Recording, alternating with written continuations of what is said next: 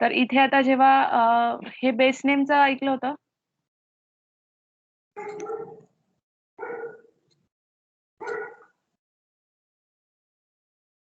Hello?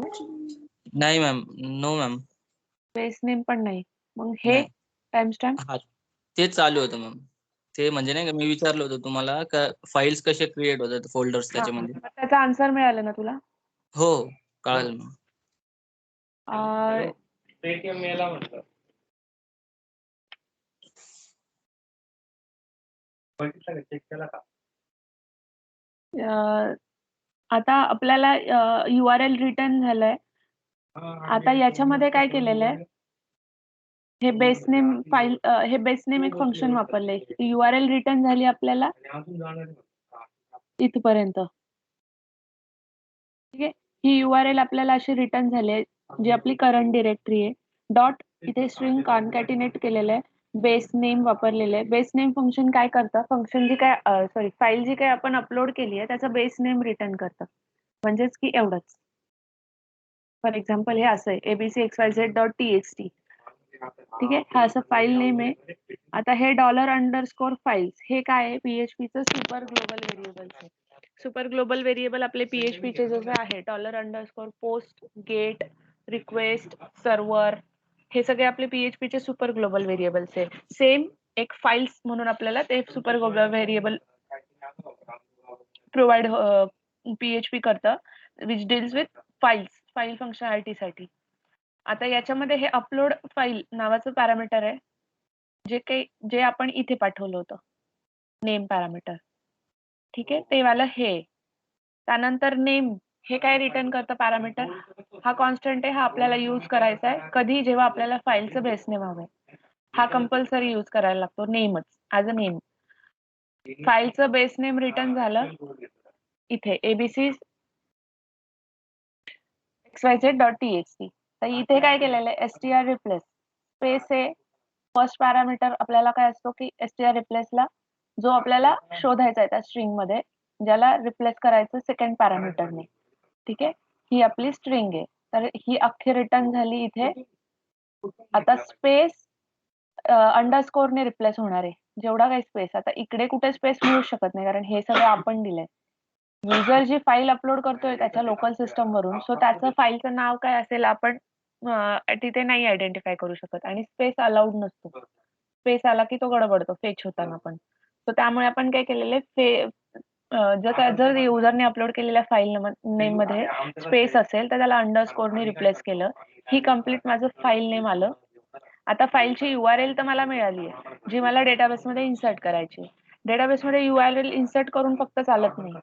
ती file मला exact कुठल्या तरी लोकेशनला प्लेस करणं पण इम्पॉर्टंट आहे. सो वेनेवर मी ते फेच करणार आहे ती URL एक्झिक्यूट करणार आहे तो त्या URLच्या लोकेशनला जाऊन मला ती फाईल देऊ शकतो. तर ती फाईल मला आता एक्झॅक्ट अपलोड करायची आहे. त्याला सिंपल एक PHPचं फंक्शन आहे जे काय करतं त्या फाईलला घेऊन ह्या लोकेशनला टाकायचं काम करणार आहे. मूव्ह करायचं काम करणार आहे. मूव्ह अपलोडेड फाईल हे फंक्शन ला 2 पॅरामीटर पास करायचे. First exact file to upload आणि दुसरं म्हणजे डेस्टिनेशन त्याचं location exactly to which location we need to move that file. आता ही एक्झॅक्ट फाईल कशी मिळणार आहे? अशी $_फाइल्स व्हेरिएबल आहे आपलं. अपलोड फाईल जे आपण तिकडून पाठवलेलं आहे ज्या फाईलचं आपल्याला नाव आयडेंटिफाय करायचं होतं ज्याने आपल्याला फाईलला आयडेंटिफाय करायचं होतं आणि हे TMP_नेम हे कंपल्सरी असंच यूज करावं लागतं विच रिटर्न्स अपलोडेड फाईल. जी काही युजरने ओपन केली आहे फाईल ती फाईल एक्झॅक्टली इथे रिटर्न होते. ठीक आहे. इथे नेम पॅरामीटरने बेस नेम रिटर्न होतं फाईलचं नेम रिटर्न होतं. इथं टेम्प नेमनी माझी एक्झॅक्ट फाईल रिटर्न होते. दुसरं आहे डेस्टिनेशन आपलं हे जे लोकेशन आहे ते इफ लावलंय म्हणजेच move uploaded is returning true or false. Move uploaded आता ट्रू रिटर्न करणार आहे जेव्हा माझं ते लोकेशनला त्या फाईल प्लेस होणार आहे सक्सेसफुली. झाली प्लेस तर काय करायचंय आता मला URL लागणार आहे. माझं फोल्डर मध्ये ते डॉक्युमेंट गेलंय. आता मला ती URL घेऊन डेटाबेसमध्ये इन्सर्ट करायची. सो ती इको केली आहे URL. या फाईलला आपण आलोय तर ते ऍक्शन थ्रू आलो होतो. अगेन ह्या फाईल मधून रिटर्न होणार आहे तर तिकडे मला हे हँडल करायचंय. तिकडे मला ही URL मिळणार आहे. एल्स मध्ये एरर म्हणून सिम्पल एक मेसेज दाखवलाय. तिकडे आपल्याला हे आयडेंटिफाय करणार आहे की तिकडून इको काय झालंय, URL झालीये की एरर ही स्ट्रिंग पास झाली. सो आता आपण ऑन सबमिट मधून तिकडे गेलो होतो. ऑन सबमिट इव्हेंट त्याने त्याच्यासाठी केला होता. जेव्हा सबमिट इव्हेंट त्याने टाकलं तेव्हा मला आता काय केलं, त्यांनी मला 2 पॅरामीटर रिटर्न दिले, एक फाईल आणि दुसरं एक्सटेन्शन. मला आता फाईल इथे लागणार नाहीये, पण मला एक्सटेन्शन लागणार आहे. आता ही फंक्शनॅलिटी काय आहे, इथं मी काय करते, I am uploading hotel CSV. इथे मी जर इमेज अपलोड करून ठेवली तर चालणार आहे का? एखादं JPG PNG इमेज इथे मी अपलोड केली तर रॉंग आहे. इव्हन इथे मी एखादी PDF अपलोड केली, वर्ड फाईल अपलोड केली तर रॉंग आहे. I need to verify extension. So extension तर मला हा सेकंड पॅरामीटर रेडी देतोच आहे. सो मला ते आयडेंटिफाय करायचंय, तिथे मला ते व्हॅलिडेट करायचंय की एक्सटेन्शन मला इथे काय पाहिजे. आता मला माहिती आहे मला इथे CSV पाहिजे. कुठे कुठे डॉक्युमेंट्स अपलोड केलेत, सो तिथे आपण काय करतो की ओनली PDF और वर्ड फाईल्स आर अलाउड असा मेसेज देतो. कुठे इमेजेस आहेत तर त्या केसमध्ये PDF टेक्स्ट फाईल अपलोड करून चालत नाही. तर आपण नोट दिलेली आहे बऱ्याच ठिकाणी रेडमध्ये की only JPG PNG files are allowed. So त्या केसमध्ये आपण पण मेसेज तर दिलाय, पण काही युजर म्हणजे नॉन टेक्निकल असतील तर त्या केसमध्ये किंवा ह्युमन मिस्टेक जर त्याने केलं अपलोड, चुकून दुसरीच फाईल अपलोड केली, तर आपल्याला तिथे व्हॅलिडेट करावं लागतं युजरला की only JPG or only CSV files are allowed. So त्या केसमध्ये हे एक्सटेन्शन आपल्याला मिळतं. So it helps to validate files extension. आता इथे मी काय केलेलं आहे, सिम्पल नॉट इक्वल टू लिहिलंय एक्सटेन्शन. आता हे $टेस्ट फंक्शन आहे, हे PHPचं टेस्ट फंक्शन आहे. W3 स्किलला जाऊन तुम्ही पाहू शकता. हे टेस्ट फंक्शन काय करतं, हे एक्सटेन्शन जे दिलेलं आहे म्हणजे जे मला फाईलचं ऑन सबमिट इव्हेंटने जे मला सक्सेस मध्ये हा पॅरामीटर रिटर्न केलाय, फाईलचं एक्सटेन्शन हा मला रेडी रिटर्न करतो. याच्यामध्ये कुठे आपण लॉजिक लावलेलं नाही.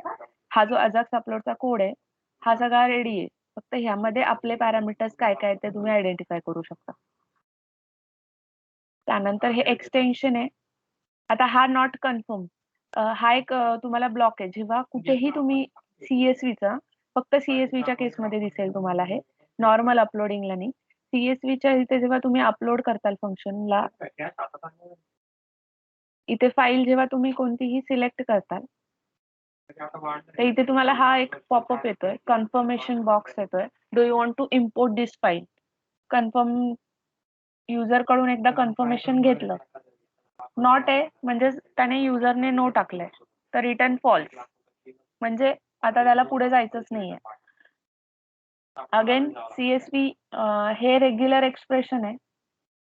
रेग्युलर एक्सप्रेशन मध्ये आपण तुम्हाला थोडंफार माहित असेल, नाहीतर वाचून घ्या व्हॉट इज रेग्युलर एक्सप्रेशन. यामध्ये आपण एक फिक्स फॉर्मॅट दिलाय, जसं की आता फॉर एक्झाम्पल सांगायचं म्हटलं तर हा मोबाईल नंबर आहे, only numeric is allowed. Name आहे, अल्फा न्यूमरिक म्हणू शकतो आपण इंटरनॅशनल मध्ये, किंवा काही असं जे व्हॅलिडेशन्स आहेत की मोबाईल नंबर मध्ये alphabets are not allowed. So त्या केसमध्ये 0 to 9 आपलं रेग्युलर एक्सप्रेशन आपल्याला पास करायला आहे. Only alphabets are allowed, not numeric. तर त्या केसमध्ये आपल्याला एक पॅरामीटर फिक्स ठेवावा लागतो, जो रेग्युलर एक्सप्रेशन म्हणून आपण त्याला म्हणतो की त्याच्यामध्ये जो फॉर्मॅट प्रोव्हाइड करू, आपली स्ट्रिंग जी युजर डिफाईन असणार आहे, जी प्रोव्हाइड करतोय आपण, ती त्या रेग्युलर एक्सप्रेशन सोबत मॅच करतो आपण. तर हे याच्यामध्ये मी काय पास केलेलं आहे, CSV. हे एक्सटेन्शन अँड आता हे कसं वर्क होत आहे, एक्सटेन्शन अँड आणि हा पॅरामीटर, असे 2 पॅरामीटर आहे. अँड म्हणजेच काय, A आणि B दोन्ही स्ट्रिंग मस्ट बी ट्रू. ठीक आहे, म्हणजे extension should be there. File कडून जर म्हणजे ह्या फंक्शन कडून जर एक्सटेन्शन रिटर्न नाही झालं तर मी हा इफ लावू शकत नाहीये. ठीक आहे, सो त्यासाठी हे एक्सटेन्शन हा पॅरामीटर आणि अँड हा काय करणार आहे, मला इथे ट्रू रिटर्न करणार आहे. ठीक आहे, extension and again this must be true. So हे माझं दोन्ही ट्रू, पण इथे मी नॉट लावलंय. So if should be false. If मध्ये जर फॉल्स असेल तरच माझा तो एरर फंक्शनचा मला मेसेज दिसणार आहे. यामध्ये काय केलंय, regular expression always start with हा जो स्लॅश आहे आणि ही कॅप याने स्टार्ट होतं. आता CSV सोबत जर ते टेस्ट हे काय रिटर्न करणार आहे, इथे पण अगेन CSV असेल, टेस्ट माझं रिटर्न करणार आहे ट्रू. जर माझं झालं ट्रू रिटर्न, नॉट ट्रू तर मग तो काय करतोय, एरर मेसेज रिटर्न करणारे only CSV files are allowed. आता मी जर इथे CSV अपलोड करून ठेवले, JPG टाकले, ओके केलं मी, only CSV files are allowed. इथे त्यांनी मला मेसेज दिला, माझं एक्सटेन्शन मॅच नाही, आणि return false. Return false compulsory सगळीकडे लागतं after error message, because error आली तर युजरला तिथेच आपल्याला स्टॉप करावं लागतं. तर return false stop next script execution. त्यानंतर स्टेटस आहे अपलोडिंग दिलंय, म्हणजे आता CSV फॉर्मॅट पण आहे. On complete again return 2 parameters, first is file, second is response. आता हा रिस्पॉन्स मला इकडून आलेला या फाईलमधून इको झालेला. फाईलचं काही काम नाहीये, because already we have move that file to particular location using this move uploaded file function. So file response मला लागतोय. आता युजरला मला सांगायचंय की CSV जी तुम्ही इम्पोर्ट केली होती ती अपलोड झाली की नाही झाली. आयडेंटिफाय करायचं. इथे माझ्याकडे 2 मेसेजेस. मला इझी कोणता जाणार आहे, हा मेसेज इको तिकडे इफ मध्ये इझी जाणार आहे, बिकॉज हा जो फाईल नेम आहे हा मी तिकडे इफ मध्ये टाकू नाही शकत, बिकॉज इट्स कम्प्लिटली डायनामिक. हा जो URL जनरेट होणार आहे इट्स कम्प्लिटली डायनामिक. सो मी तिकडे चेक केलं इफ रिस्पॉन्स इज एरर. आता हे triple equal to, what is this triple equal to माहिती आहे? हो मॅम. ठीक आहे. इक्वल टू असं पाहिजे आणि त्याचा जो टाईप आहे ना तो पण सेम पाहिजे. हा, इट चेक्स टाईप ॲज वेल. आणि हा एरर मॅच झाला, अलर्ट दिसणारे file is not uploaded else. आता मी जसं म्हटलं आपल्याला ते वर टाईप हिडन मला एक URL पास केली, जी URL आपल्याला डेटाबेस मध्ये इन्सर्ट करायची. तर इथे ते काम केलेलं आहे document dot get element by ID. आता हे जावास्क्रिप्टनी केलेले आहे. याच्या ठिकाणी तुम्ही jQuery पण वापरू शकता, but JavaScript is best actually as compare to jQuery. So jQuery मध्ये आपण असं लिहितो, dot val which is function. या फंक्शन मध्ये आपल्याला रिस्पॉन्स लिहावा लागतो. ठीक आहे, हे झालं jQuery.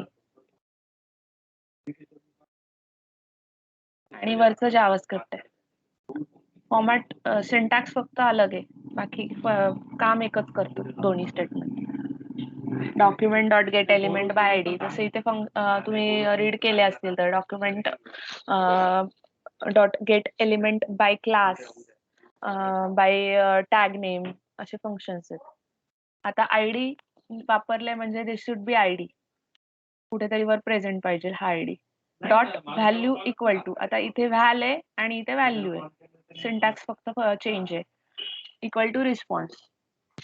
त्यानंतर हे काय केलं, हा रिस्पॉन्स म्हणजे काय, इकडून आलेला हा इको स्टेटमेंट आहे, बिकॉज इफ मध्ये आपण एरर लिहिलंय, एल्स मध्ये हा पार्ट आहे, म्हणजे हा वाला जो URL आहे ती URL मी हीच URL ऍज इट इज इथे येते या इनपुट बॉक्स मध्ये, जी ही हिडन पाठवली. ठीक आहे. आता हिडन URL जी पाठवली आहे ती मला डेटाबेस मध्ये सेव्ह पण करायची, त्याच्यासाठी हे फंक्शन लिहिलेलं आहे. हे फंक्शन खालीच डिफाईन केलेलं आहे. हे फंक्शन काय करतं, एक कंट्रोलर लिहिलाय, ह्या कंट्रोलर थ्रू मॉडेल फाईल मध्ये जे फंक्शन आहे त्या फंक्शन मध्ये काय केलेलं आहे, ही जी URL आहे इथे तुम्हाला दिसेल, इथे उलट केलंय. ही URL इथून गेट केली आहे, याच्यामध्ये ती URL आली, ही URL ऍज अ डेटा इकडे पाठवली आहे. म्हणजे मी मॉडेल फाईल मध्ये $_post आणि vendor CSV dir इथे काय केलेलं आहे, मी ही URL स्टोअर करणार आहे तिकडे डेटाबेस मध्ये. ठीक आहे. आता तिकडे ती स्टोअर झाली, हे सक्सेस फंक्शन रिटर्न होणार आहे. लिस्ट रिफ्लेक्ट स्टेटस काय आहे, CSV इथे मी नंतर प्रिंट केलंय, हे अपलोडिंग अगेन तोपर्यंत दाखवलंय, म्हणजे तो जोपर्यंत डेटाबेस मध्ये डेटा इन्सर्ट करणार आहे. आता हे झालं नॉर्मल अपलोड, की मी फंक्शनचं जे पहिलं HTML आपण पाहिलं, ज्या HTML वर जो फाईल मॅनेजरचा कोड ओपन होतो त्याच्यासाठी हे स्क्रिप्ट इन्क्लूड करावं लागतं आपल्याला. हे फंक्शन कॉल करावं लागतं इनिशियली, बिकॉज नॉर्मल त्याला जेव्हा पेज लोड होतं, जे काही अपलोडचे डिव असतात त्याला बेसिक प्रायर इनिशियलायझेशन लागतं. ते जे हे जे इव्हेंट लागतं, हे बटन अपलोडचं, हे इनिशियलायझेशन कंपल्सरी असतं. So we need to call that function by default compulsory on in the script. हे फंक्शन आपण पूर्ण पाहिलं, या फंक्शन मध्ये काय झालं हे पण पाहिलं. ही URL आली, ही डेटाबेस मध्ये टाकली. हे नॉर्मल अपलोड आहे. म्हणजे तुम्ही इमेज अपलोड करा, कुठलंही वर्ड डॉक्युमेंट, PDF डॉक्युमेंट, आपल्या ऍप्लिकेशन मध्ये बऱ्याच ठिकाणी वेगवेगळ्या प्रकारचे डॉक्युमेंट आपण अपलोड केलेले आहेत. हे जे मी आतापर्यंत सांगितलं सगळं कॉमन आहे. आता CSVच्या इम्पोर्ट मध्ये फक्त एक चेंज आहे, जो काय आहे की आता ही CSV काय आहे की माझ्याकडे नंबर ऑफ रेकॉर्ड्स आहेत याच्यामध्ये जे मला इन्सर्ट करायचे. ठीक आहे. आता मला URL जी मिळाली आहे ती URL CSVच्या केसमध्ये मला ती URL रीड करायची आहे. CSVच्या केसमध्ये एखादं इमेज आहे किंवा एखादा PDF मी अपलोड करून ठेवते, कुणाचा ID प्रूफ मी कस्टमरचा अपलोड केलाय, तर तो ID प्रूफ आहे, फॉर एक्झाम्पल आधार कार्ड आहे, तर त्या आधार कार्डचा जो फोटो आहे तो मी डायरेक्ट त्या अपलोड्स फोल्डर मध्ये टाकणार, त्याची URL मी डेटाबेस मध्ये टाकणार. ठीक आहे. हा एक एवढंच काम झालं in case of uploading any kind of document. पण याच्यामध्ये CSVच्या केसमध्ये एक फक्त नॉर्मल चेंज येतो, जिथे मला ती URL रीड करायची. URL रीड करायची म्हणजेच काय, मला CSV रीड करायचे लाईन बाय लाईन आणि ते रेकॉर्ड्स डेटाबेस मध्ये इन्सर्ट करायचे using select insert query, insert into वाली क्वेरी. सो हा चेंज फक्त मी आता एक्सप्लेन करते. आता इथे ते केलेलं आहे. कंट्रोलर मध्ये जायचंय आपल्याला डायरेक्ट हॉटेल मध्ये. हॉटेल वेंडर CSV, ही वेंडर CSV सेव्ह. तर हा कंट्रोलर मध्ये काय केलेलं आहे, ही मॉडेल फाईल आहे हॉटेलची. ठीक आहे. ह्या खालच्या दोन नंतर सांगते काय की त्या इथे का करून ठेवलेल्या आहेत इन्क्लूड. ह्या काम आहे म्हणूनच ह्या इन्क्लूड केलेल्या आहेत, हे नंतर सांगते. ही आपल्या कामाची आहे, जी आपली CSV फाईल रीड होणार आहे आणि जिथे डेटा इन्सर्ट होणार आहे. आता ही मॉडेल फाईल आहे, याच्यामध्ये ऑब्व्हियसली क्लास आहे हा, त्याने ऑब्जेक्टने वेंडर CSV सेव्ह नावाचं फंक्शन आहे जे यामध्ये डिफाईन करून ठेवलेलं आहे. मग तिथे जायचं मॉडेल मध्ये, हॉटेल मध्ये, हॉटेल मास्टर, हे फंक्शन घ्यायचं, डायरेक्ट तिकडे फाइंड करायचं, बाकीचा कोड नका बघू. आता हे फंक्शन एक ओव्हरऑल लॉजिक काय आहे की ती CSV फाईल आहे, ही CSV फाईल तो लाईन बाय लाईन रीड करणार आहे, एक एक रेकॉर्ड उचलून त्याला व्हॅलिडेट करणार आहे.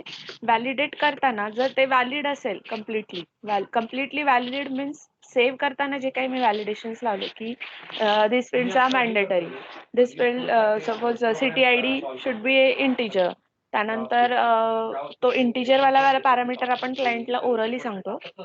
पण इथे चेक करताना जेवढे पॉसिबल आहेत आपल्याला कोड थ्रू तेवढे व्हॅलिडेट करून ठेवलेले आहेत. ब्लँकचं जसं केलंय, त्यानंतर हे चाइल्ड एज चेक आपण इथे व्हॅलिडेशन केलेलं आहे, चाइल्डचं with and without bed from and to age, कारण की हे व्हॅलिडेट करावंच लागतं. हे काय child without bed from age आहे, child without bed to age आहे. म्हणजे चाइल्ड विदाउट बेडच्या ज्या पॉलिसीज आहेत त्या ह्या फ्रॉम आणि टू एजला ऍप्लिकेबल असणार आहे. सेम चाइल्ड विथ बेडच्या ज्या फ्रॉम अँड टू एजच्या पॉलिसीज आहेत त्या 6 to 11 years. सो याच्यामध्ये व्हॅलिडेशन इज इम्पॉर्टंट. युजरनी असं वेड्यासारखं काही टाकून ठेवलं 4 to 2, सो हे कम्प्लिटली रॉंग आहे ना. From age is 4 and 2 age is 2, 4 is greater than 2, so हा सिनारिओ इनव्हॅलिड आहे. त्यामुळे मग इथे व्हॅलिडेट करणं गरजेचं आहे. सो अशा काइंड ऑफ व्हॅलिडेशन्स आपण कोड आपण तिथे केलेला आहे. तर याच्यापैकी एखादं जरी व्हॅलिडेशन फॉल्स झालं सो ते वालं रेकॉर्ड आपण अनप्रोसेसची जी CSV बनवणार त्यामध्ये ते राईट करतो. एखादा रेकॉर्ड व्हॅलिड आहे तर ते आपण डेटाबेस मध्ये इन्सर्ट करतो.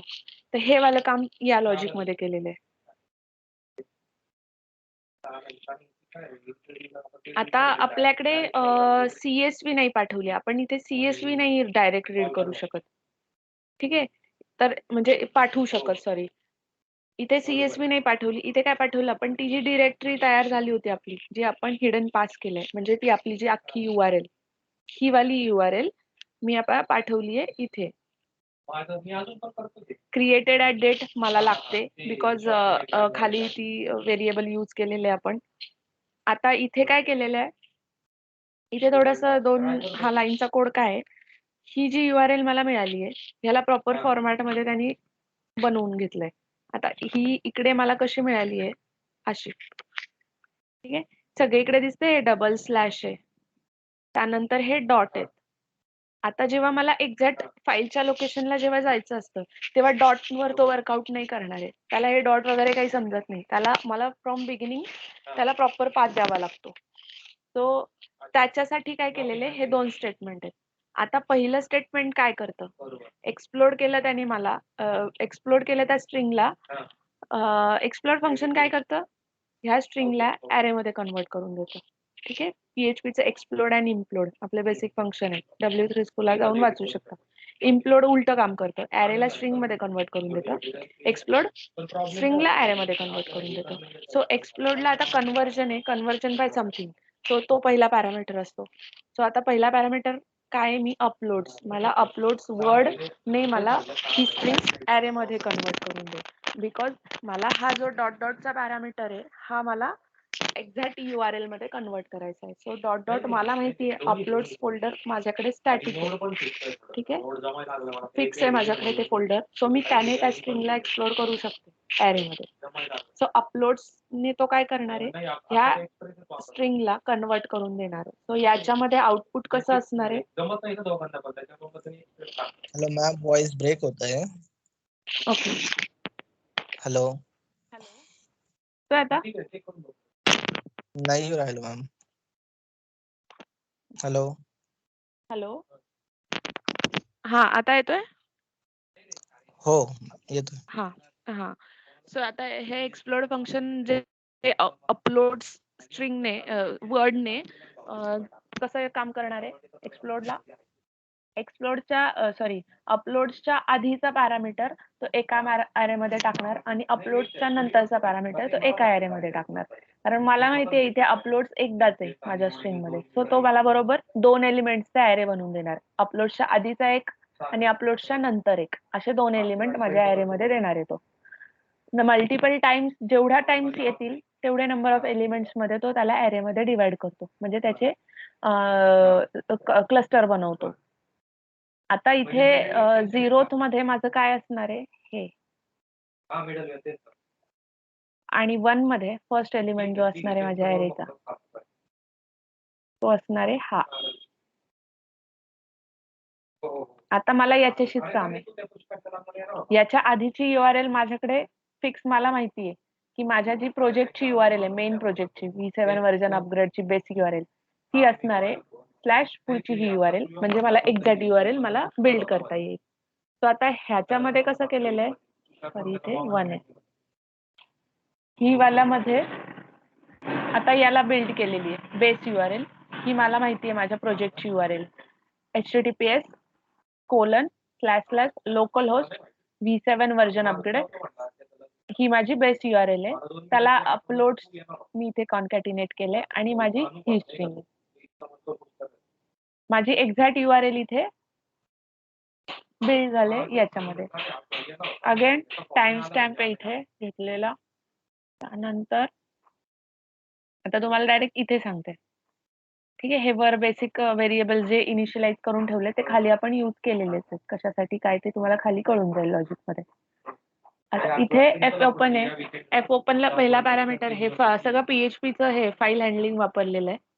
एफ ओपन काय करतं, आता त्या लोकेशनला गेलं माझ्या पूर्ण माझ्या लोकल सिस्टम मध्ये जो पाथ आहे फ्रॉम स्क्रॅच तो वाला झाला. आता इथे अप टू त्या आपण अपलोडेड फाईल मोड पास करावा लागतो. रीड मोड, राईट मोड, W+A+ असे रीड अपेंड राईट असे मोड आहेत. तर आपल्याला आता काय करायचंय, फक्त रेकॉर्ड रीड करायचे. सो आर मोड इथे आर पास केलेला आहे. हँडल काय आहे, हा माझा पॉइंटर आहे. हा काय करतो, मला हा फर्स्ट पॉइंटरला पॉइंट करतो फाईलमध्ये. मला तो पॉइंटर रिटर्न झाला, मला हँडल मिळालं. So I can read further using that handle pointer. हे आपण C++ मध्ये वगैरे शिकलेलो सी मध्ये. त्यानंतर इफ एम्प्टी फंक्शन सिम्पल PHPचं बेसिक फंक्शन आहे. जे फंक्शन या व्हेरिएबलला चेक करतं की त्यामध्ये काही व्हॅल्यू सेट आहे का नाही, आहे की नाही. रिटर्न केला त्याने ट्रू ऑर फॉल्स. आता जेव्हा हँडल एम्प्टी रिटर्न होणार आहे, means nothing is in this file. No data in this file, file is blank. तर तो फाईल पॉइंटर नाही मिळालाय. मिळाला, आता काय केलं, वाईल लावलं त्याने. वाईल मध्ये काय केलेलं आहे, एफ गेट सीएसव्ही नावाचं फंक्शन आहे. आता हे फंक्शन काय करतं, गेट सीएसव्ही म्हणजे पूर्ण एका रोला जेवढे काही कॉलम, जेवढा काही डेटा दिलेला आहे मला, तो कॉमा सेपरेटेड मध्ये देतो. म्हणजे कसा, city ID comma hotel name comma mobile comma landline, असं हे सगळं 1 कॉमा पंचमी कॉमा हा मोबाईल नंबर कॉमा, सगळं कॉमा सेपरेटेड मध्ये मला हे रो वाईज देतं गेट सीएसव्ही फंक्शन. हँडल दिलेलं आहे, हँडल काय करते, आता माझ्या फर्स्ट रो ला पॉइंट करते. हा म्हणजे ऑफसेट असतो, number of characters to read in a one row, हा पॅरामीटर आहे. आणि कॉमा सेपरेटेड मला सगळ्या व्हॅल्यूज मिळाला. काय सेपरेट करून तुम्हाला तो सगळा रोचा डेटा हवाय. सो त्याने मला हे रिटर्न केलं. म्हणजे आता माझ्या डॉलर डेटा मध्ये काय आलेलं आहे, एक रो आली आहे, फर्स्ट रो. ठीक आहे, माझा एफ पॉइंटर ते जे हँडल आहे ते फर्स्ट रो ला पॉइंट करते कंपल्सरी. सो मला हा डेटा मिळाला. If count is 1 then count plus plus and continue. आता हे का केलेलं आहे, कारण हे जे वर्ष आहे ते मी युजरला आयडेंटिफिकेशन साठी दिलंय. कारण की हे जर नाही दिलं, so how can they enter information in a proper columns. जसं की आता इथे सिटी आयडी आहे, हे मॅन्डेटरी आहे, ही जी सिक्वेन्स आहे हा मॅन्डेटरी, इकडचं तिकडे करायला अलाउड नसतं. आपण ते क्लायंटला स्ट्रिक्टली सांगतो. सीएसव्ही मध्ये आपण त्यांना एकदम प्रॉपरली एज्युकेट करतो. कारण सीएसव्ही 99% क्लायंट यूज करतात ही फंक्शनॅलिटी, कारण की त्यांच्याकडे डेटा तेवढ्या प्रमाणात असतो. हॉटेलचा डेटा झालं, एन्क्वायरीचा डेटा झालं, कस्टमर्सचा डेटा झालं. So they have to use, म्हणजे त्यांना ऑप्शनच नसतो हा सीएसव्ही यूज करण्याशिवाय. सो हा पहिला वाला आपल्याला आता स्किप करायचा आहे, त्याचा हा कोड आहे. If count is 1, count initially इथे 1 ला इनिशियलाइज केलाय. 1 असेल, काउंटर प्लस प्लस होणार आहे. आणि माझं कंटिन्यू, आता हे कंटिन्यू, ब्रेक स्टेटमेंट वगैरे तुम्हाला माहित असतील, आपण नॉर्मल सी वगैरे शिकतो तेव्हाच हे कळतं. म्हणजे तो डायरेक्ट माझा जम्प करणार आहे टू पॅरेंट लूप. नेक्स्ट ला आला काउंटर प्लस प्लस. आता हँडल माझं गेलं सेकंड रो ला. आता सेकंड रोचा डेटा उचलला. आता हे नेक्स्ट टाइम कधीच ट्रू होणार नाहीये. काउंटर हा माझा एकदाच 1 असणार आहे, because counter already I have implemented. Counter is greater than 0 एक लावलेलं आहे इफ लूप. ठीक आहे, आता मला काय करायचंय, हा डेटा जो मला मिळालाय कॉमा सेपरेटेड व्हॅल्यूजने मला तो दिलेला आहे. सीएसव्ही काय करतं, कॉमा सेपरेटेड ऍरे बनवला त्याने. 0th मध्ये असणारे सिटी आयडी, 1 मध्ये असणारे हॉटेल नेम. सिटी आयडी हे हॉटेल नेम 0 1 2 3 4 ऍरे इंडेक्स वापरायची आपल्याला. सिंपल हा डेटा गेला. That's why I said sequence matter करतो इथे. हॉटेल कॅटेगरी, त्यांनी जर चाइल्ड विथ बेड घेऊन इकडे टाकलं तर आपल्याला समजणार नाही. ते हॉटेल कॅटेगरी इकडे टाकलं तर ते कोड मध्ये जसं लिहिलंय तसंच तो बिहेव करणार. सो हे सगळं इंडेक्सनी घेतलेलं आहे. हा सगळा डेटा उचलला मी. ठीक आहे, एका रोचा डॉलर डेटा मध्ये मला ऑलरेडी व्हाईल मध्ये त्याने डेटा आणून दिलेला आहे. तो हा आता डेटा घेतला मी. ऍज ऑन डेट आहे की माझ्याकडे फील्ड आहे ऍज ऑन डेट. अरे हा, काढून ठेवली आहे मी ती, हाईड करून ठेवलेली आहे ती. ऍज ऑन डेट आहे, त्यामुळे इथे दिसते का ब्लँक आहे. आपल्याकडे ही फील्ड आधी सेव्ह करताना होती फॉर्मची, अकाउंटिंगच्या पर्पज साठी घेतली होती आपण. ह्या हॉटेलचा ओपनिंग बॅलन्स जो आपण टाकायचो, ते ओपनिंग बॅलन्सची पण एक फील्ड होती. आणि तो ऍज ऑन डेट म्हणजे या डेट पर्यंतचा हा ओपनिंग बॅलन्स आहे या हॉटेल सप्लायरचा, असं त्याचं मिनिंग होतं. तर त्या 2 फील्ड आपण हे करून ठेवला. 3 फील्ड, सॉरी, इथे दिसेल तुम्हाला साईड पण आहे. तो जो बॅलन्स आपण एंटर करतो तो क्रेडिट आहे और डेबिट आहे हे पण आपल्याला डिफाईन करावं लागायचं. पण ते नंतर आपण ते काढून टाकली ती फंक्शनॅलिटी. सो आपण ते फील्ड हाईड करून ठेवले. त्यामुळे सीएसव्ही मध्ये ते ब्लँक करून ठेवले. तो डेटाबेस मध्ये ते ब्लँक जातं. तो ती डेट आपण आधी घ्यायचो, त्यामुळे हे आपण गेट डेट डीबीचं फंक्शन कॉल केलं. कारण की युजर टाकताना कुठल्याही फॉर्मॅटमध्ये टाकेल ना, सो त्याला आपल्याला YMD फॉर्मॅटमध्ये कन्वर्ट करणं इम्पॉर्टंट होतं.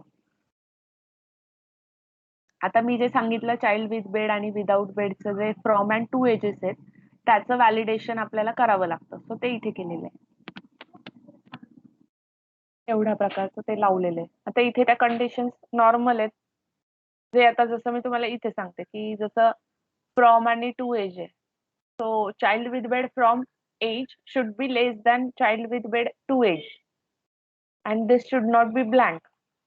त्यानंतर सेम फॉर दिस. त्यानंतर हे सेम नसलं पाहिजे, जसं की 2525 असं टाकलंय. Again this is invalid. So ह्या काइंड ऑफचं लॉजिक इथे लिहिलेले आहेत.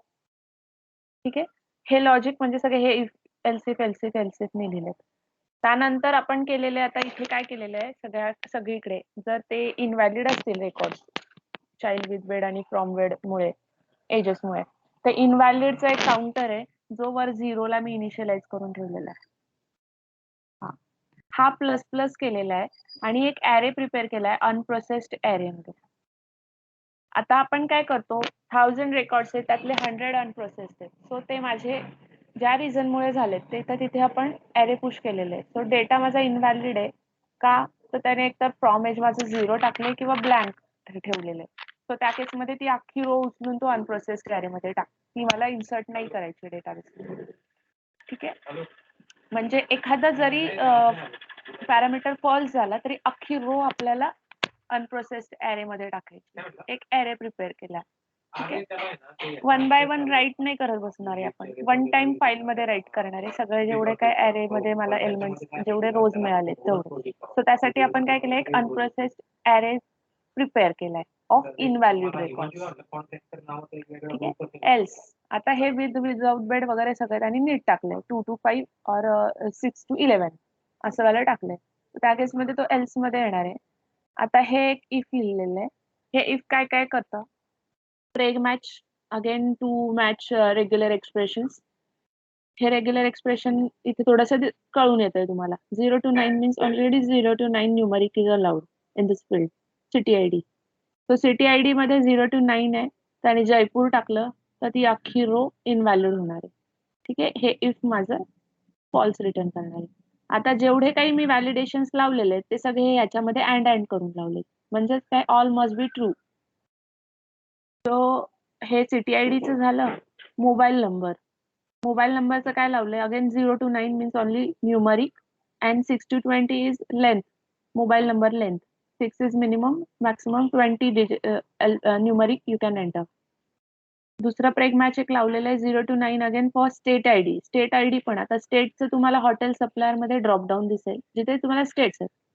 तो या स्टेटचा मास्टर आहे आपल्याकडे, आपण क्लायंटला सांगतो त्या मास्टर मध्ये जा आणि लोकलचा जो काही आयडी असेल तो तुम्ही इथे एंटर करा. तो त्यांनी आयडी नाही टाकला, क्लायंटनी ऐकलं नाही किंवा त्यांना नाही जमलं, त्यांनी टाकून दिला महाराष्ट्र सिम्पली, तो ते नाही ऍक्सेप्टेबल. त्यानंतर मोबाईल नंबरची लेंथ अगेन आपण इथे लावलेली आहे. एमटीचं परत लावलेलं आहे इथे चाइल्ड विथ बेड विदाउट बेडचं. फिल्टर वॅर ही मेथड तुम्ही PHPचा W3 स्कूलला पाहू शकता. फिल्टर वॅर व्हेरिएबल मधून ते सगळा मॅलिशियस डेटा वगैरे व्हेरिएबलला फिल्टर करतात, अनवॉन्टेड कॅरेक्टर, स्पेशल कॅरेक्टर. त्यानंतर हा ईमेलला फिल्टर व्हॅलिडेट ईमेल हा पॅरामीटर आहे, म्हणजे हा जो ईमेल आयडी युजरने एंटर केलाय तो प्रॉपर फॉर्मॅट वाला आहे की नाही, व्हॅलिड ईमेल आहे की नाही. सगळे पॅरामीटर्स ट्रू झाले तरच तो आत येणार आहे. आत आल्यानंतर आता काय केलेलं आहे इथे, लास्ट टाइम मी तुम्हाला एक सांगितलं होतं, आपण हॉटेलचे जे सप्लायर्स आहेत त्याचं ईमेल आयडी आणि मोबाईल नंबर आपण इन्क्रिप्ट करून ठेवतो. त्याचं रिझन पण मी तुम्हाला सांगितलं होतं काय इन्क्रिप्ट करतो, की हा सप्लायरचा डेटा जर कुणाकडे गेला एखाद्या दुसऱ्या टुरिझम इंडस्ट्रीकडे, तर त्यांना हा सप्लायरचा डेटा ज्याने ते कॉन्टॅक्ट करू शकतात, एक तर मोबाईल नंबर थ्रू करू शकतात किंवा ईमेल आयडी थ्रू करू शकतात. हा डेटा त्यांना रेडी जातो. सो फॉर सिक्युरिटी पर्पज आपण तो डेटा इन्क्रिप्ट करतो. बाकीचं हॉटेल नेम वगैरे गेलं. हॅलो मॅम, आत्ताचा आवाज हॅलो ब्रेक झाला का? हॅलो हा मॅम, थोडं हे नंबर हॉटेल सप्लायचं सांगत होते तिथपासून बरं सांगा. आता येतोय आवाज? नंबर इन्क्रिप्शन वगैरे सांगत होते तुम्ही, फोन नंबर आणि ईमेल ऍड्रेस. हा, लास्ट टाइम मी सांगितलं आवाज नाही येत मॅम तुमचा. हॅलो, आता येतोय? हॅलो हॅलो, हा येतोय मॅम, येतोय. हा, तर मध्ये मी सांगितलं होतं आपण सप्लायरचा आपण डेटा इन्क्रिप्ट करून ठेवतो. जसं इथे मोबाईल नंबर आणि ईमेल आयडी ज्या सेन्सिटिव्ह गोष्टी आहे सिक्युरिटी रिलेटेड, तिथे आपण त्याला इन्क्रिप्ट करतो. तर आता इथे ते केलेलं आहे. मोबाईल नंबरला इन्क्रिप्ट केलंय. आपण मॉडेल फोल्डरमध्ये encrypt decrypt dot PHP file आहे, त्यामध्ये हे फंक्शन लिहिलेलं आहे. आणि हे जे ऑब्जेक्ट आहे तो आपण तिकडे ग्लोबल केलेला आहे. सो त्या ऑब्जेक्टने आपण हे फंक्शन कॉल केलंय, मोबाईल नंबर पाठवलाय आणि सिक्रेट की पाठवली. सो मोबाईल नंबर मला त्याने एन्क्रिप्ट करून दिला. आता इथे हे एक व्हॅलिडेशन लावलेलं आहे. काय व्हॅलिडेशन आहे? क्वेरीमध्ये तुम्हाला समजून जाईल. Select hotel name from hotel master where hotel name is this user entered hotel name and city ID. म्हणजे एका सिटीमध्ये सेम हॉटेल नेम जर ऑलरेडी असेल ऍड केलेलं विथ सेम मोबाईल नंबर, तर तो मला हॉटेल काउंट त्याचा रिटर्न होणार आहे more than 0 sorry. So greater than 0 त्याने रिटर्न केलं. म्हणजेच काय, एका सिटी मधलं फॉर एक्झाम्पल हयात हॉटेल आहे. हयात हॉटेल आता बरेच पुण्यामध्ये असतील, मे बी ऑर्किड हॉटेल आहे, 2-3 हॉटेल आहेत. पण सेम मोबाईल नंबरचं जर असेल, म्हणजेच काय, हॉटेल रिपिटेशन होतं इथे या केसमध्ये. सो ते व्हॅलिडेट केलेले आपण इथे. जसं इथे सेव्ह करताना पण ऑलरेडी हे व्हॅलिडेशन लावलेलं आहे की same city same hotel name with same mobile number is not allowed. So ते व्हॅलिडेशन इथे परफॉर्म केलेलं आहे. If hotel count is 0 means hotel आता ते सेमचं रिपीट नाही होते तर वालं. एल्स मध्ये काय केलेलं आहे, इनव्हॅलिड काउंट अगेन ग्रेटर केलेलं आहे आणि प्लस प्लस करून ते रेकॉर्ड, म्हणजे ज्याचं तिन्ही पॅरामीटर सेम येत आहेत ते रेकॉर्ड, ज्याचं एखादं सपोज आता हे रो मध्ये इन्सर्ट झाले, हेच as it is me copy करून इथे टाकलं, तर फर्स्ट वाले इन्सर्ट होणार आहे, सेकंड वाले हे वाला माझं इनव्हॅलिड जाणार आहे रिपीट म्हणून. सो त्या केसमध्ये ते अनप्रोसेस्ड मध्ये गेलं. आता नाही रिपीट झालंय, आता मला ते एंटर करायचंय. ठीक आहे, माझं सगळे व्हॅलिडेशन्स पण परफॉर्म झालेत, हे पण व्हॅलिडेशन झालेलं आहे. सो व्हॅलिड काउंट इज, आता हा व्हॅलिड काउंट तुम्ही प्लस प्लस केला. ठीक आहे, माझे 1000 रेकॉर्ड आहेत, त्यातले 100 रेकॉर्ड सक्सेसफुली इन्सर्ट झाले, पण 990 रेकॉर्ड्स माझे सॉरी 990 झाले पण 100 रेकॉर्ड्स नाही सक्सेसफुली झाले. त्या केसमध्ये मी युजरला काउंट दाखवत असते की 900 तुमचे रेकॉर्ड सक्सेसफुली इन्सर्ट झालेत, 100 रेकॉर्ड्स फेल झालेत. सो तो काउंट लागतो. म्हणून तुम्हाला जिथे तिथे सगळीकडे इनव्हॅलिड काउंट आणि व्हॅलिड काउंट सगळ्या CSV जिथे जिथे अपलोड झाले तिथे दिसेल तुम्हाला कुठे कुठे प्लस केलेला आहे. व्हॅलिड काउंट प्लस प्लस झाला म्हणजेच हा रेकॉर्ड मी आता इन्सर्ट करणार आहे डेटाबेसमध्ये.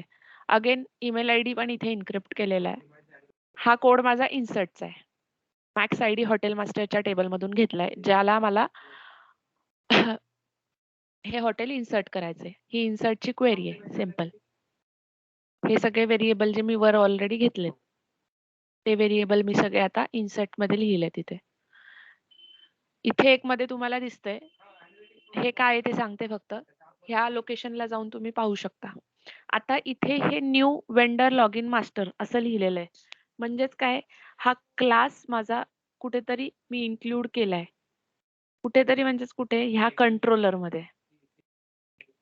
इथे दिसतंय हे, ह्याच्यात मध्ये मी हा इन्क्लूड करून ठेवलाय. म्हणजेच मी इथे हे न्यू कीवर्ड त्याच्या ऑब्जेक्टनी त्याची मेथड कॉल करू शकते. इथे ह्या पेज मध्ये हा क्लास लिहिलेला आहे मी, बरोबर, आणि त्याचे हे फंक्शन लिहिलेलं आहे. म्हणजेच हे फंक्शन मला ह्या क्लासमध्ये जाऊन शोधायचंय. ते काय आहे मग फक्त मी तुम्हाला सांगते, जाऊन तुम्ही बघा. ते काय करतं, वेंडर लॉग इन सेव्ह नावातच आहे. आता आपण सप्लायरला पण लॉग इन प्रोव्हाइड करतो. हे सप्लायरचे पण एक वेगळे लॉग इन आपण इम्प्लिमेंट केले.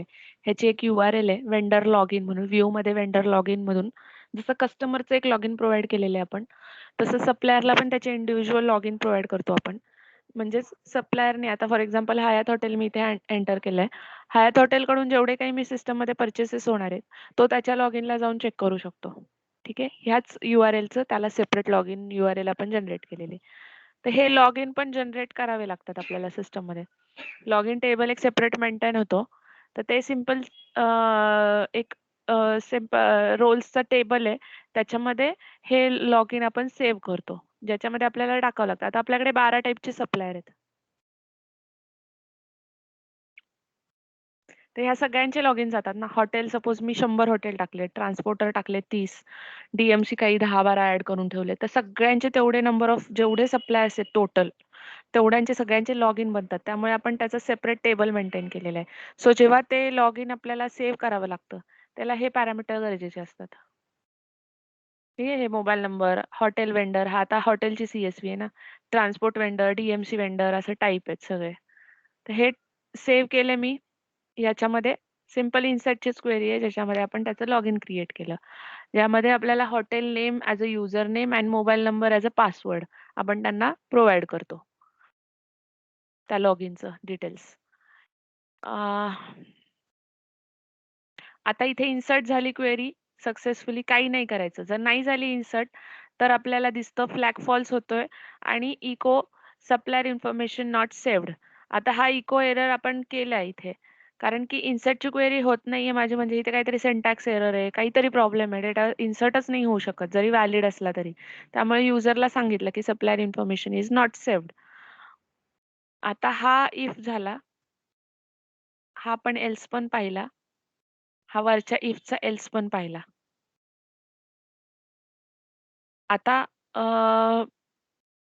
प्रत्येक ठिकाणी हा काउंटर प्लस प्लस झाला म्हणजे माझा रो नेक्स्ट रोला येत गेलं ते. त्यानंतर एफ क्लोज, फाईल क्लोज केलं हँडल. आता माझं जसं आता माझा सिनारिओ आहे की 1000 रोज माझे ऍड झालेत. सॉरी, मी इम्पोर्ट केले होते.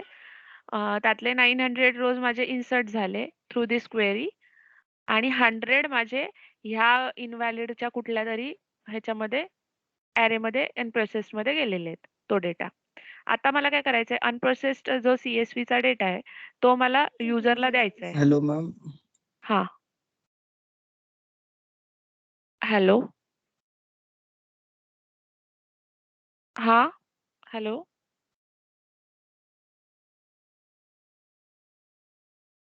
हॅलो. हा येस मॅम, येतोय आवाज मॅम. येतोय का? ठीक आहे. हो.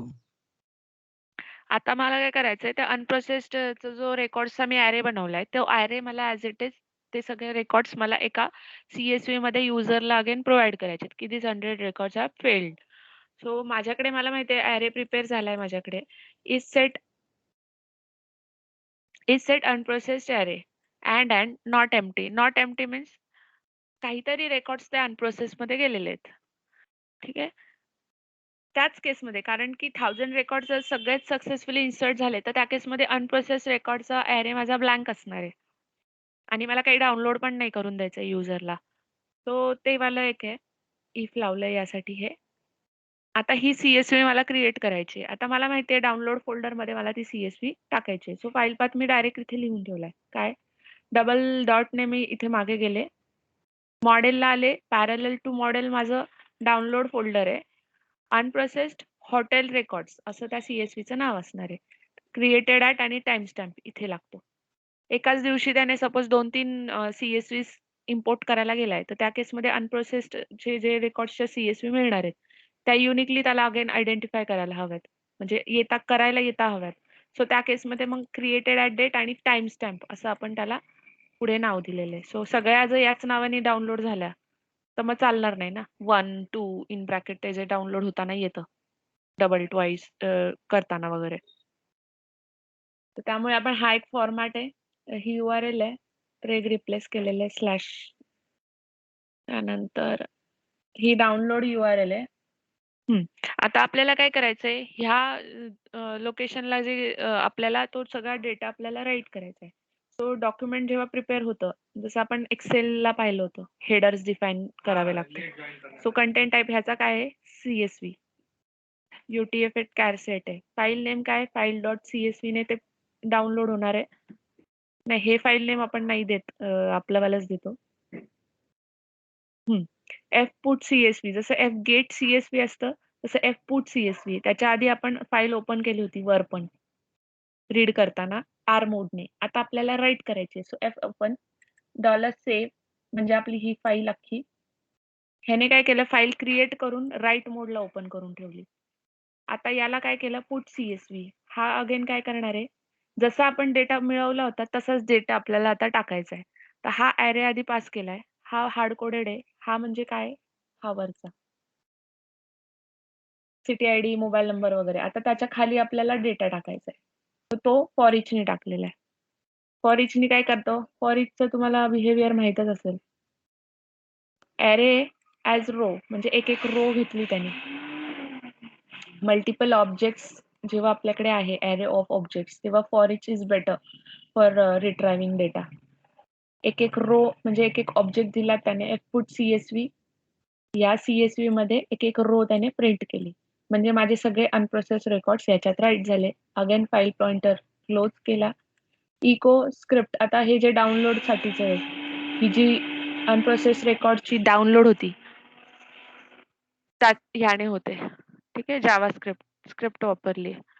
ह्याने ती डाउनलोड झाली. विंडो डॉट लोकेशन ही पूर्ण माझी डाउनलोड URL आहे. आता युजरला डाउनलोड पण करून दिली आणि आता युजरला मेसेज पण दाखवायचा आहे की 900 messages records successfully inserted, 100 records of failed. So हा मेसेज मला दाखवायचा आहे, तर मग मी तो इथे लिहिलेला आहे त्याचं logic. Valid counter is greater than 0. तर त्या केसमध्ये इको केलेलं आहे व्हॅलिड काउंट, म्हणजे सपोज इथे 900 records successfully imported, 100 records failed, हा युजरला दिसतो. If valid count is means काहीतरी इन्सर्ट झालेलं आहे, एखादं तरी रेकॉर्ड इन्सर्ट झालेलं आहे. Else no supply information is important आणि एक्झिट केलेलं आहे. Else if flag is true, flag initially false असतो म्हणजे काहीच झालं नाहीये, वरच कुठेतरी तो फेल झाला इनिशियलच, बिगिनिंगलाच. तर त्या केसमध्ये रोल बॅक कर आणि एक्झिट कर. इकडे पूर्ण झालं, ते इन्सर्ट झाला आणि हा मेसेज इको झाला. माझे लिस्ट रिफ्लेक्ट हे कॉल केलं का, तर रेकॉर्ड जेव्हा माझे 100 रेकॉर्ड ऍड झाले तर ह्या लिस्टमध्ये मला विदाऊट रिफ्रेश दिसायला पाहिजे. सो त्या लिस्ट रिफ्लेक्टचं आपलं जे फंक्शन आहे ते इथे कॉल केलंय. स्टेटस डॉट टेक्स्ट CSV म्हणजे हे परत इथे जे CSV आलं ते आफ्टर अपलोडिंग. त्यानंतर हे याच्यामध्ये जाऊन तुम्ही कोड बघू शकता. हा फक्त मी कशासाठी हे सांगितलंय, हा आता पाहू नका.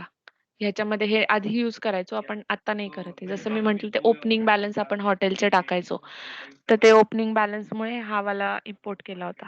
अकाउंटिंगचा पेज आहे, हा अकाउंटिंग साठीचा पेज आहे. तर तुम्ही फक्त एवढंच बघा जे आपण इथे यूज केलेलं आहे. लॉग इनचं, त्याचं लॉग इन सेव्ह केलं. जे जे हॉटेल्स ऍड होणार आहे सिस्टम मध्ये त्याला आपण लॉग इन क्रिएट करतो. तर ते लॉग इन जे क्रिएटेड आहे ते इथे सेव्ह करावं लागतं आपल्याला. ठीक आहे, म्हणजे तो हॉटेल सप्लायर जेव्हा मेल जातो एक हॉटेलला ह्या ईमेल ID वर, तर त्याच्यात त्याचा आपण लॉग इन पण पाठवतो. ज्याच्यावर क्लिक केल्यानंतर तो त्याच्या लॉग इनच्या URL ला रिडायरेक्ट होतो. त्यात युजर नेम आणि पासवर्ड पण पाठवतो. तो आपण इथे मोबाईल नंबर आणि हॉटेल नेम काहीतरी युजर नेम असतं आणि मोबाईल नंबर त्याचा पासवर्ड असतो त्याच्या लॉग इनचा, तो आपण त्याला देतो. डिझाईन करतो असं मेलमध्ये, जसं कस्टमरला मेलचा लॉग इनचा मेल जातो तसं. आलं लक्षात? आणि जे नॉर्मल जे अपलोड असतं, आता हे CSVचं अपलोड आहे. नॉर्मल अपलोड मध्ये डायरेक्ट ही URL आपल्याला डेटाबेस मध्ये पाठवायची असते. त्या अजॅक्स रिक्वेस्ट मध्ये जे आपण सेव्ह करताना डेटा पाठवतो फायनल, त्याला डायरेक्ट ही URL आपण पेस्ट करतो डॉट डॉट वाली. आणि जेव्हा फेच करतो तेव्हा अगेन आपण इथे जे केलंय ना तसं करतो, त्याला एक्सप्लोड करून हे बेस URL असं करून ती फेच करतो आपण.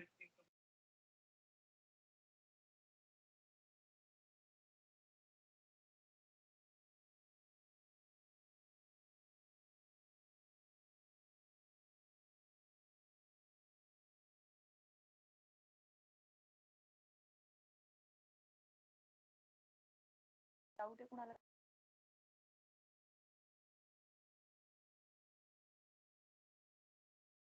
हॅलो, हा येस मॅम. डाऊट आहे काही? आता तर नाही मॅम, ते पूर्ण अजून एकदा नाही का स्टडी करू ना आम्ही स्वतः, त्याच्यानंतर नाही का काही असेल तर विचारतो. हॉटेलचं आता बघून घेताल आणि नंतर एन्क्वायरीचं बघून घेताल, एन्क्वायरी CSV, आणि एखादं अपलोडचं बघून घेताल. फॉर एक्झाम्पल अपलोड जर छोटं पाहायचं म्हटलं तुम्हाला, हॉटेल एन्क्वायरी केल्यानंतर अपलोडचं तुम्ही इथलं करा. ट्रॅव्हल अँड टूर मध्ये, मास्टर मध्ये, गॅलरी मध्ये, नाही सॉरी आपण इथलं काढलंय.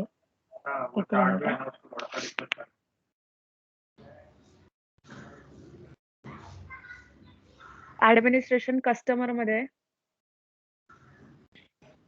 नाही, इथं पण काढलंय पण सॉरी.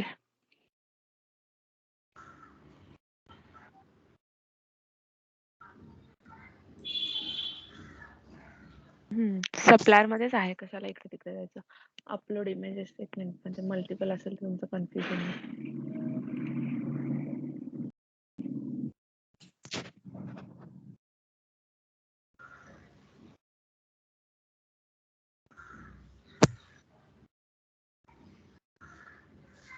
इथे मल्टिपल आहे, त्यामुळे तुमचं कन्फ्युजन होईल. इथे आपण काय केलेलं आहे, 10 इमेजेस अपलोड करायला देतो. तर सगळ्या 10 इमेजेस एक एक एक एक डेटाबेस मध्ये घेऊन नाही टाकत. 10 इमेजेस 10 त्या लोकेशनला टाकून देतो अपलोड्स फोल्डर मध्ये, युनिक टाइम स्टॅम्प मध्ये. आणि त्याच्या सगळ्या ज्या URL 10 झालेल्या आहेत ना, त्याचा आपण ऍरे प्रिपेअर करतो आणि तो ऍरे आपण डेटाबेस मध्ये इन्सर्ट करतो. तर त्याचं हे लॉजिक आहे. तुम्हाला बघता आलं तर फक्त बघा इथे. तसं दुसरं अपलोड पण आहे बऱ्याच ठिकाणी. मला आता ब्लँक झाल्यासारखं झालंय. विजा मध्ये पण आहे, ट्रॅव्हल अँड टूर विजा मध्ये पण आहे. अपलोड जे डॉक्युमेंट अपलोड करतो आपण, हे इथे 2 डॉक्युमेंट अपलोड होतात. तर याचं पण पहा कसं अपलोड केलेलं आहे. तर इथे अलाउड म्हणजे PDF आणि टेक्स्ट फाईल फॉर अलाउड. ठीक आहे, हे एक बघून घ्या. हॉटेल एक CSV बघा आणि एन्क्वायरी पण इम्पॉर्टंट आहे, त्यामुळे एन्क्वायरी तर बघाच. CRM मध्ये एन्क्वायरी सेव्ह करताना जे व्हॅलिडेशन आहे ना, ते वाले तिथे यूज केले. तर मग तुम्हाला लॉजिक तिथे रीड केल्यानंतर इथे जर फॉर्म मध्ये तुम्ही रिव्ह्यू केलं तर तुम्हाला ते पटकन क्लिअर होईल लॉजिक. व्हॅलिडेशन हे सिम्पल, त्यामुळे तिथे मी एक्सप्लेन नाही करत सगळ्या गोष्टी. रिव्ह्यू करून घ्या हे सगळं ओके मॅम. आजच्या डे मध्ये.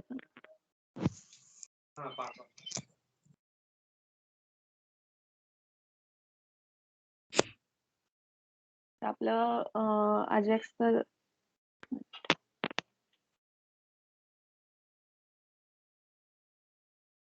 हे झालंय. MVC सांगितलं होतं, एक्सेल सांगितलं, CSV सांगितलं, फाईल फिल्टरेशन झालंय, डेटा टेबल झालंय, डायनामिक रो XML झालंय, SMS झालंय,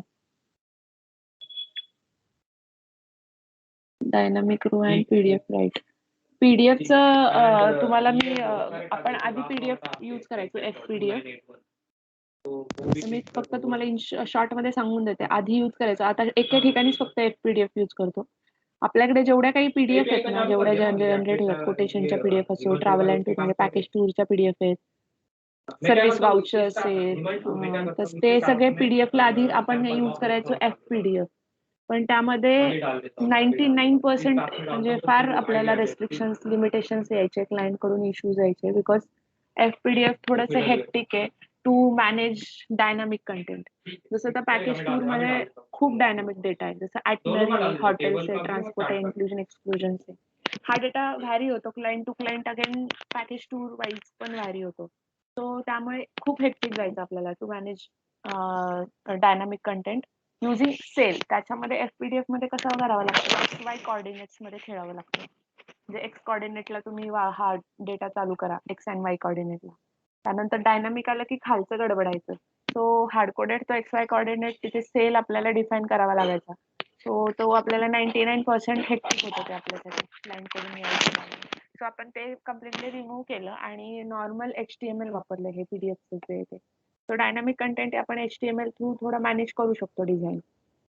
rather than XY coordinates. Cell म्हणजे ते सेल फंक्शन असतं तिथे. सो त्यामुळे काय केलं आपण, सगळीकडचं रिमूव्ह केलं. आता एके ठिकाणीच आपण ते यूज करतो. कुठे, सगळे जे रिफंडचे वाउचर आहेत, म्हणजे सगळं कॅन्सल रिफंड, ह्या सगळ्याच्या रिफंडच्या वाउचर मध्ये आपण FPDF यूज करतो.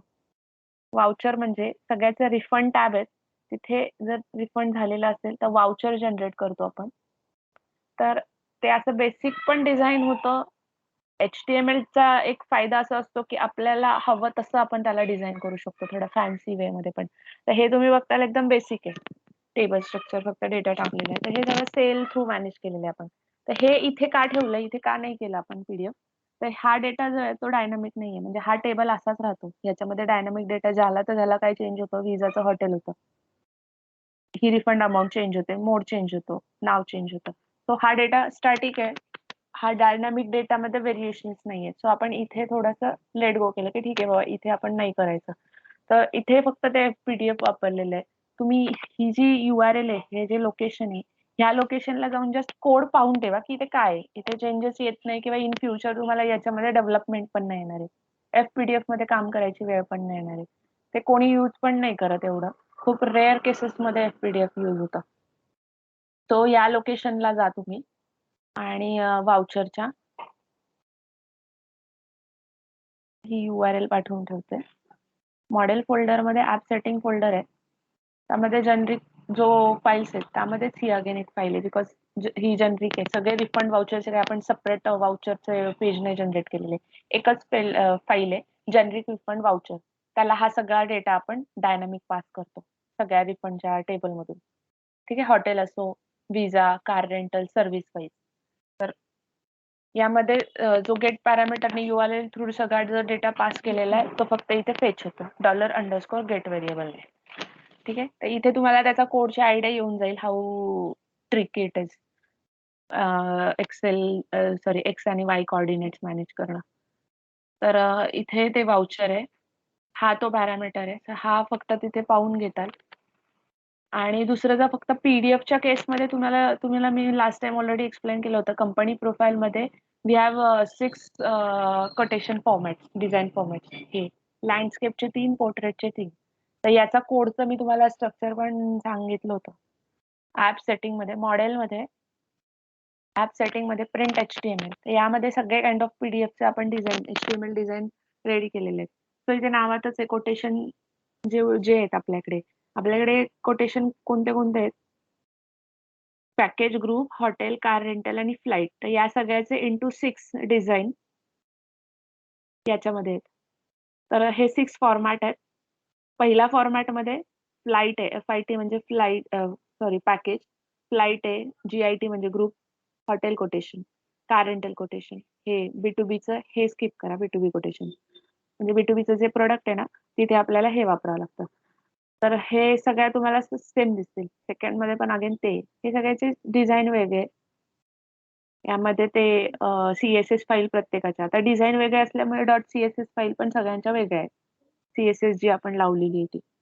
तर ज्या इन्क्लूड केल्यात. आता ही जे 3 नंबरचं कोटेशन आहे त्यामध्ये आपण जे हे 6 टाइपचे कोटेशनचे HTML लिहिलेले आहे त्याची सगळ्याची CSS आपण त्याच्या नावानीच आहे. म्हणजे आता हे 3 आहे ना कोटेशन HTML 3. तर इथे तुम्हाला दिसेल कोटेशन 3 त्या फोल्डरमध्ये त्याची CSS. तर ह्याचे फोल्डर पण आपण सेपरेट बनवून ठेवलेले आहेत. हे झालं कोटेशनचे जे PDF आहेत. असेच आपल्याकडे वाउचर पण आहे. सो वाउचर कोणते आहेत? पॅकेजचं वाउचर आहे, हॉटेलचं वाउचर आहे, ट्रान्सपोर्ट वाउचर आहे, ऍक्टिव्हिटीचं वाउचर आहे. तर हे वाउचर आहेत. त्यानंतर म्हणजे कधी तुम्हाला जरी समजायला म्हणजे आता वाउचर आपण कुठे करतो? सेल्समध्ये. वाउचर कधी देतात? सेल्स झाल्यानंतर. तर ते सेल्समध्ये असणार आहे. कोटेशन पार्ट आहे विच इज अंडर CRM आहे. हॉटेलचं वाउचर आहे इथे सर्व्हिस वाउचर. त्यानंतर पॅकेज टूरचं वाउचर आहे. तर हे इथून येतं. वाउचर झाल्यानंतर आपल्याकडे इनव्हॉइस आहेत. इनव्हॉइस पण आपल्याकडे आता इनव्हॉइस म्हणजेच काय? बुकिंग झाल्यानंतर जे फायनल रिसिट आपल्याला द्यावी लागते. त्या बुकिंगची रिसिट, नॉट दिस रिसिट. ती त्याला इनव्हॉइस बोलतात टुरिझम इंडस्ट्रीमध्ये. तर इनव्हॉइस सगळ्यांचे वेगळे आहेत. तर ते या फोल्डरमधून येतात. बॉडीमध्ये तुम्हाला इथे नावात दिसेल hotel, miscellaneous, group, forex, flight, activity, car, bus सगळ्याचे इनव्हॉइस इथून येतात. हेडर्समध्ये इनव्हॉइसचे अगेन आपल्याकडे 3 फॉर्मॅट आहेत. जसं कोटेशनचे आपल्याकडे फॉर्मॅट आहेत 6 तसं इनव्हॉइसचे 3 फॉर्मॅट आहेत. जसं मी लास्ट टाइम तुम्हाला हे व्ह्यू मध्ये दाखवले होते की हेडरचे डिझाईन्स वेगळे केलेले आहेत आपण. स्टँडर्ड हेडर आहे, रेग्युलर, ऍडव्हान्स. तर ते जे HTML आपण लिहून ठेवलेत ह्या हेडरमध्ये ऍडव्हान्स, रेग्युलर आणि स्टँडर्ड. बॉडीमध्ये जेव्हा ते इनव्हॉइस जनरेट व्हायला जातं जो काही इथून सेट केलेला इनव्हॉइस फॉर्मॅट आहे तो आपण चेक करतो बॉडीमध्ये की कोणता सेट केलाय. इथे invoice format is standard, then include header मधला standard header HTML. If it is regular, then include regular header HTML. असं केलेलं आहे ते. ठीक आहे. बॉडी आणि हेडर मध्ये ते फुटर आपला जनरिक आहे. इनव्हॉइस जेवढे जनरेट होतात सगळ्याला फुटर आपला कॉमन आहे. सो जनरिक फुटर हा काय केलाय ह्या बॉडी मध्ये खाली इन्क्लूड केलेला आहे. इनव्हॉइस कसं जनरेट होतं? वर आधी हेडर टाकतो आपण, जो कोणता आहे स्टँडर्ड, रेग्युलर, ऍडव्हान्स. मध्ये हा जो इनवॉइसचा पार्ट आहे, जो इंडिव्हिज्युअल सर्व्हिस वाईज डिफरंट आहे. फॉरेक्सचा इनवॉइसचा पार्ट वेगळा असणार आहे, हॉटेलचा वेगळा, ग्रुपचा वेगळा आणि फुटर जनरेट. हे पूर्ण इनवॉइस HTML अशा प्रकारे इथे जनरेट होतं. फायनान्स रिपोर्ट्स हे नंतर सांगते, हे स्किप करा. कस्टमर लेजर पण नंतर सांगते. बुकिंग फॉर्म म्हणजे पॅकेज टूर आणि ग्रुप टूरचे आपण कन्फर्मेशन वाउचर जनरेट करतो. नॉर्मल वाउचर वेगळे आणि कन्फर्मेशन फॉर्म वेगळा. तर ते कन्फर्मेशन फॉर्म इथे आहेत, CIT आणि FIT. फ्लाईट तिकीट म्हणजे फ्लाईट सेल मध्ये आपण ई तिकीट जनरेट करतो. तुम्हाला ते लिस्ट रिफ्लेक्ट मध्ये टेबल मध्ये आयकॉन मध्ये समजून जाईल. Generate e ticket, download e ticket नावाचं बटन आहे, त्यामध्ये हे जनरेट होतं. सॅलरी स्लिप आहे, हे कुठे आहे तुम्हाला तर नाही सांगत. खाली HR मॉड्यूल मध्ये आपण जिथे युजरच्या सॅलरी जनरेट करतो ना, तिथे स्लिप जनरेट करायला देतो त्यांच्या सॅलरी, ती इथून जनरेट होते. हे वाउचर्स. हा पूर्ण प्रिंट HTML चा फोल्डर, पूर्ण all type of PDF generation जे काही आहे त्याचा सगळं आपण त्याच्यामध्ये कोड लिहिलेला आहे. तर हे PDF आणि PDF राईट. डायनामिक रो हे नेक्स्ट सेक्शन मध्ये मी घेते. What is dynamic row. Email design and send. Email send करायचं मी ऑलरेडी एक्सप्लेन केलं तुम्हाला मॉडेल फाईल मधून. ईमेलला डिझाईन पाहिजे आपल्याला गरज नाहीये. हेडर आणि ते आपण जे मी दाखवलं होतं, हेडर आपला कुठून येतो, ईमेल हेड नावाचं क्लास आहे, त्याच्यातून ते आपण हेडर आणतो. पूर्ण ईमेलचा वन टाइम डिझाईन करून ठेवलेला टेम्पलेट. डायनामिक रो उद्या सांगेल मी. डेटाबेसचं मी तुम्हाला क्वेरीज वगैरे हे बऱ्यापैकी मी तुम्हाला एक्सप्लेन केलेलं आहे. आणि already you have done assignment on CRUD. So क्वेरीचं बिल्डिंगचं मी तुम्हाला सगळं सांगितलंय. जसं मी कोड रिव्ह्यू एक्सप्लेन करते तसं क्वेरी बिल्डिंग सांगतेय. डेटाबेस ऑपरेशन अगेन तुम्हाला जे आता हे सगळं मी एक्सप्लेन करते ते comes under database operation. All page delete, updations वगैरे, क्वेरीज, कनेक्शन मी तुम्हाला ऑलरेडी एक्सप्लेन केलेलं आहे. कारण तो एक्सटर्नल आहे, त्याला कशाला इन्व्हॉल्व करायचं. हा करून टाक. जावास्क्रिप्ट आणि jQueryचं जेवढं काही आपण वापरलंय त्याच्यापैकी मी बऱ्यापैकी एक्सप्लेन केलंय. स्टील आपण एक सेशन घेऊयात ज्याच्यामध्ये मी तुम्हाला जावास्क्रिप्टचा जेव्हा मी कोड सांगणार आहे समजून, JSच्या फाईल राहिल्यात आपल्याला समजून सांगायचं. ते ऍक्च्युली तुमचा फ्लो मध्ये ब्रेक झाल्यामुळे तो माझा जावास्क्रिप्टचा पॉईंट राहून गेला. हे JSचं जे फोल्डर आहे, जेव्हा मी एक्सप्लेन करेल तेव्हा मी जावास्क्रिप्टचे जे काही प्लगइन यूज केले ते तुम्हाला जस्ट ओरली एक्सप्लेन करेल की what is this JS file. हे फक्त मी तुम्हाला ओरली सांगेल त्यातल्या. ठीक आहे. त्यानंतर हे तेव्हा होऊन जाईल. त्यामुळे हे तर ऑलरेडी तुमचं झालेलंच आहे. डिस्क्राईब आयटूज फंक्शनॅलिटी तुम्ही व्हिडिओज डेमोज वगैरे पाहिलेले आहेत. फाईल स्ट्रक्चर मी ऑलरेडी सांगितलेलं आहे. डायनामिक ऍड सेक्शन हा एक राहिलेला आहे. सो हा आणि डायनामिक रो हे आपण उद्या घेऊयात. डायनामिक रो आणि डायनामिक ऍड सेक्शन कोडमध्ये काय आहे ते सांगतो. Review code, doubt database structure सांगितलेलं आहे, फाईल सांगितलं. डेव्हलपर स्टँडर्ड्स मी कव्हर करेल. आता जे मी सांगते ना त्यामध्येच डेव्हलपर स्टँडर्ड्सला कव्हर करते. हा पॅरामीटर आपण जरा नंतर सांगूयात. म्हणजे तरी मी यातलं तुम्हाला थोडंफार सांगितलं की ट्रंकेट इन्स्टॉलर काय आहे, बॅकअप इन्स्टॉलर काय आहे, आयटूल्स इन्स्टॉलर म्हणजेच वन क्लिक इन्स्टॉलर. ह्याचं जस्ट मी तुम्हाला आयडिया दिलेली आहे, त्यामुळे मी हे फक्त वन सेशन मध्ये कव्हर करणार. आयडिया ऑलरेडी ओव्हरऑल दिलेली आहे, त्यामुळे याला मला नाही वाटत जास्त लागणार आहे. हा आपण नंतर ठेवूयात. हा पॅरामीटर हा थोडासा समजायला तुम्हाला इनिशियली अवघड आहे. एकदा तुम्हाला याची हॅबिट पडून गेली की तुम्ही नंतर एकदम इझिली करू शकता ह्या सगळ्या गोष्टी. त्यामुळे हा आपण थोडासा गॅप घेऊन करूया. अकाउंटिंग तर अख्खं वेगळंच आहे, तो तर आता नाही घ्यायचा आहे. ठीक आहे.